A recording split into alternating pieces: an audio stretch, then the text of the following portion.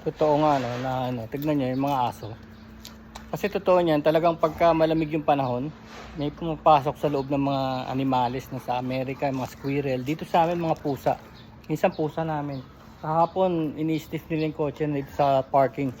Pusa pala namin nasa loob. Kaya pwede palang, dun sa adventure namin, may pusa. Tapos, kaya pala totoo pala yan, dapat kakalampagin mo yung kotse. Pagka baka may animal sa loob, no? Pusa.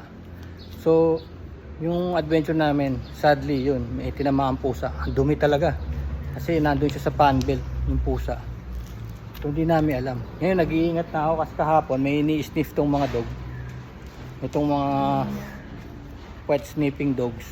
Hindi bomb sniffing ko. Ayan o. May sniff silang something. Kala ko daga. Pala, pusa pala. Pusa pala namin. Nandito sa loob. Nandito. Dito sila nag-ano ng refuge. Bubuksan ko para makita nyo talaga kung saan eksakto sila nagpapahinga. Talagang kahapon ko lang talaga nakita na pwede pala talaga silang magiling. Dito, nandyan sila dyan.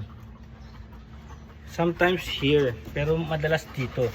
Ngayon, dito sa may area na to, yung mga daga. Kasi minsan, ang dami nilang sinirang wire. Kaya lang itong mga daga, ang dami sinirang wire. Minsan ginamit ko, hindi na gumagana yung power lock. Hindi na gumagana yung speaker. Yung pala,